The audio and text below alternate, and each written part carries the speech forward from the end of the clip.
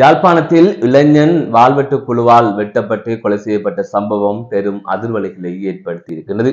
இது தொடர்பான செய்திகள் தற்பொழுது வெளிவந்திருக்கின்றன. என்ன நடந்தது? இது தொடர்பாக விரிவாக பார்க்கலாம். யாழ்ப்பாணத்தில் இளைஞன் கொலை செய்யப்பட்டிருப்பதாக செய்திகள் வெளியாகி இருக்கின்றது.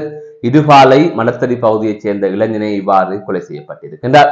நேற்றைய தினம் வெள்ளிக்கிழமை இரவு வேளை இவ்வாறு கும்பல் ஒன்று குறித்த நபரை வாளால் வெட்டி கொலை செய்திருப்பதாக கூறப்படுகின்றது. இவ்வாறு கொலை செய்யப்பட்ட இளைஞன் துஷ்யந்தன் என தெரிய வருகின்றது. அதன் தொடர்ச்சியாக கோப்பாய் போலீசார் உடனடியாக சில மணி நேரங்களிலே நடவடிக்கை எடுத்து 2 பேரை சந்தேகத்தின் அடிப்படையில் கைது செய்திருப்பதாக தெரிவிக்கப்பட்டிருக்கின்றது. அவர்கள் இருவரும் போலீஸ் நிலையத்திலே தடுத்து வைக்கப்பட்டிருப்பதாகவும் அவர்களிடம் மேலதிகமான விசாரணைகள் மேற்கொள்ளப்பட்டு வருவதாகவும் செய்திகளிலே குறிப்பிடப்பட்டிருக்கின்றது. இவ்வாறு இளைஞன் வாளால் வெட்டி கொலை செய்யப்பட்ட சம்பவம் யாழ்ப்பாணத்திலே பெரும் பரபரப்பை ஏற்படுத்தி இருக்கின்றது. சில தினங்களுக்கு முன்னர் யாழ்ப்பாணத்தில் வாள்வெட்டி சம்பவம் ஒன்று பதிவாகி இருந்தது. அதிலே இளைஞன் காயமடைந்து வைத்தியசாலையிலே அனுமதிக்கப்பட்டிருந்தார். தொடர்ச்சியாக அந்த சம்பவத்துடன் தொடர்பட்ட ஒருவர் கைது செய்யப்பட்டதாக தெரிவிக்கப்பட்டிருந்தது. அதை தவிர அந்த வாள்வெட்டு சம்பவத்தில் 4 பேர் ஈடுபட்டதாகவும் மோட்டார் சைக்கிளில் சென்று ஈழாலை பகுதியைச் சேர்ந்த இளைஞனை வாளால் வெட்டியதாகவும் செய்திகள் வெளியாகியிருந்தது. அதற்கு முதல், அதாவது சில வாரங்களுக்கு முன்னர் ஒரு செய்தி வெளியாக இருந்தது. கிளிநொச்சி பூநகரி பிரதேச செயலக பிரிவிற்குட்பட்ட பகுதியிலே ஒரு வாள்வெட்டி சம்பவம் ஒன்று பதிவாகி இருந்தது. இளைஞன் சம்பவ இடத்திலே உயிரிழந்திருந்தார். அது தொடர்பான செய்திகளும் வெளியாக இருந்தது. அதை தவிர இவ்வாறு வாள்வெட்டி தாக்குதலுக்கு இலக்கான இளைஞன் தன்னை வெட்டியவர்கள் யார் என்று தெரியும் என்று இறுதி நேரத்திலே கூறியிருந்தார். அதாவது காயமடைந்த நிலையிலே அங்கிருந்தவர்கள் ஒரு காணொலியை பதிவு செய்திருந்த போது அவர் அந்த இறுதி வாக்குமூலத்திலே அந்த விடயத்தை குறிப்பிட்டிருந்தார். ஆகவே அது தொடர்பாகவும் போலீசார் விசாரணைகளை மேற்கொண்டு வருவதாக தெரிவிக்கப்பட்டிருக்கின்றது. இந்த நிலையத்தான் கடந்த சில வாரங்களுக்குள் அடுத்தடுத்து பல வாள்வெட்டி சம்பவங்கள் பதிவாகி இருக்கின்றது. அதிலே 2 உயிரிழந்திருக்கிறார்கள். ஒருவர் காயமடைந்த நிலையில் தற்போது வரை வைத்தியசாலை சிகிச்சை பெற்று வருவதாக அறியக்கூடிய வகையிலே இருக்கின்றது. எனவே இவ்வாறான சம்பவங்கள் தொடர்ந்து இங்கு பதிவாகி கொண்டே இருக்கின்றது என்பது மிகவும் ஒரு மனவேதனையான அதிர்ச்சியான ஒரு விடயமாகவே இருக்கின்றது. அதை தவிர இதற்கு முதலும் பல சம்பவங்கள் பதிவாகி இருக்கிறது. பலர் இந்த வாள்வெட்டி சம்பவங்களால் உயிரிழந்திருக்கிறார்கள், கொலை செய்யப்பட்டிருக்கிறார்கள். இந்த வாள்வெட்டி சம்பவத்தின் பின்னணியில் பல காரணங்கள் கூறப்படுகின்றன. முன்விரோதம் காரணமாக இவ்வாறான வாள்வெட்டி சம்பவங்கள் இடம்பெறுகின்றன. அதை தவிர போதை வஸ்து விற்பனையில் ஏற்படுகின்ற மோதல் அல்லது முரண்பாடு, அதை தவிர தனிப்பட்ட காரணங்கள் அல்லது போதையில், அதாவது ஐஸ் போதையாக இருக்கலாம் அல்லது ஏனைய போதையாக இருக்கலாம், அதாவது பணம் தருகின்றார்கள் ஒரு வெட்டுவது, இவ்வாறு பின்னணியில் பல காரணங்கள் இருக்கின்றன இந்த வாள்வெட்டி சம்பவங்களில் ஈடுபடுவர்களுக்கு. ஆனால் எதுவாக இருந்தாலும் இவ்வாறான சம்பவங்களை ஏற்றுக்கொள்ள முடியாது. இவ்வாறான சம்பவங்களில் ஈடுபடுவர்களுக்கு தகுந்த தண்டனை வழங்க வேண்டும் என்பதுதான் பலரது கோரிக்கையாக இருக்கின்றது. இன்று ஒரு நிலையற்ற ஒரு தன்மை யாழ்ப்பாணத்திலே இருக்கின்றது. அதிகமான வாள்வெட்டி சம்பவங்கள் யாழ்ப்பாணத்திலே பதிவாகி வருகின்றது. அதே வடக்கு கிழக்கு பகுதிகளிலும் இவ்வாறான வாள்வெட்டி சம்பவங்கள் இடம்பெற்றுக் கொண்டுதான் இருக்கின்றது. அந்த வகையில் அதிகளவான எண்ணிக்கையிலே யாழ்ப்பாணத்தில் இந்த வாள்வெட்டி சம்பவங்கள் பதிவாகி கொண்டிருக்கின்றது. மக்களின் அன்றாட வாழ்க்கை இதனால் பாதிப்படைகின்றதுதான் கூற வேண்டும். எனவே இது தொடர்பாக சரியான நடவடிக்கையினை போலீசார் எடுக்க வேண்டும் என்கின்ற கோரிக்கைகளும் எழுந்து வருகின்றன. சில சந்தர்ப்பங்களில் போலீசார் உடனடியாக செயற்பட்டு நடவடிக்கை எடுக்கின்றார்கள்.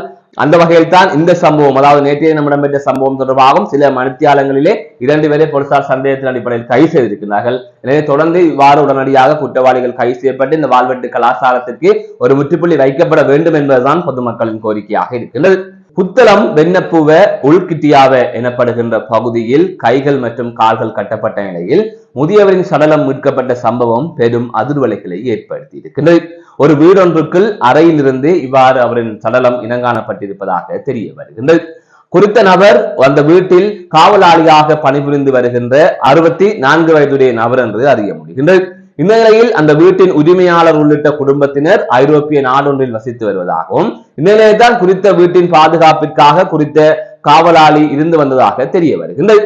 இந்த நிலையில் தான் அந்த வீட்டு உரிமையாளரின் உறவினர் ஒருவர் இவ்வாறு குறித்த வீட்டுக்கு சென்றிருக்கின்றார்.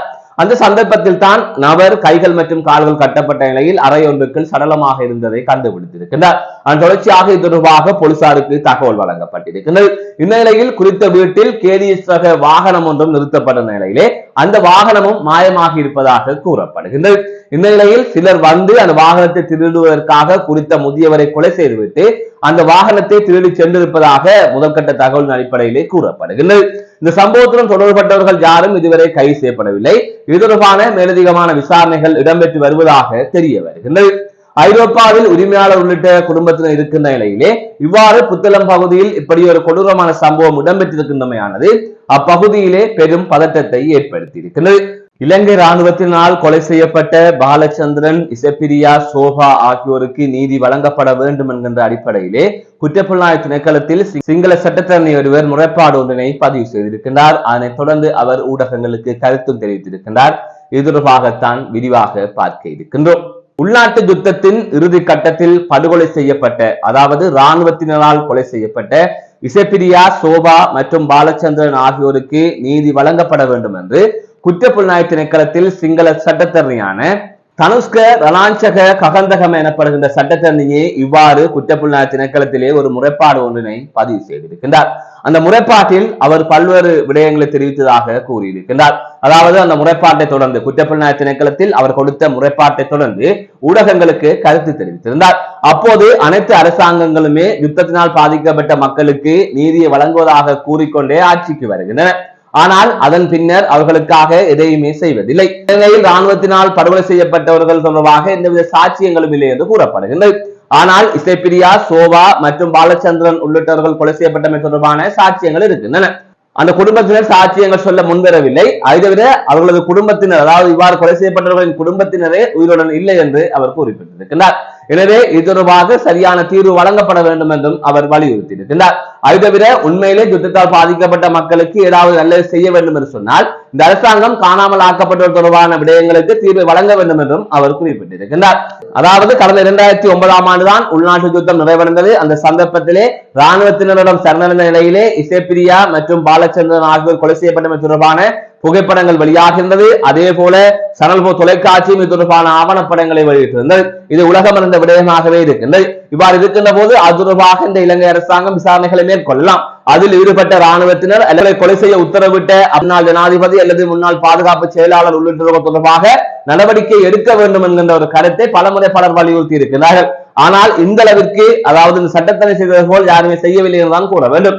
தமிழ் தேசிய அரசியலை முன்னெடுத்து செல்கின்றோம், தமிழர்களுக்கான அரசியலை செய்கின்றோம் என்று டாக்டர் சிவானந்தாவின் அலுவலக வாசலில் நிற்கின்ற எங்களது அரசியல்வாதிகள், முக்கியமாக தமிழரசு கட்சியை சேர்ந்தவர்கள், இவர்கள் இந்த பாதிக்கப்பட்ட மக்களுக்காக, அதாவது உயிரிழந்த பாலச்சந்திரனுக்காக, அதாவது பாலச்சந்திரன் விடுதலை புலிகள் அமைப்பின் தலைவர் பிரபாகரன் மகனாக இருந்தாலும் ஒரு சிறுவன், சர்வதேச சட்டங்களுக்கு முரணான ஒரு செயற்பாடு பாலச்சந்திரனை கொலை செய்தது என்பது, அதுவும் சரணடைந்து அவர்களது காவலர்கள் வைத்து கொலை செய்திருந்தார்கள். இந்த நிலையில் இசைப்பிரியா உள்ளிட்டவர்களையும் அவர்கள் கொலை செய்வது தொடர்பான காணொலிகள் வழியாக இருந்தது.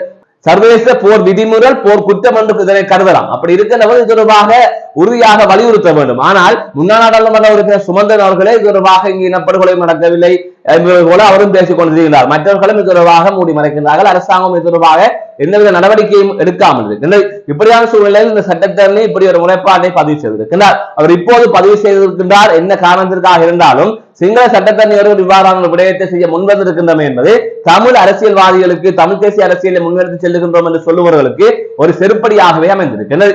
மீண்டும் ஒரு காணொலி சந்திக்கின்றேன். நான் நடராஜ்.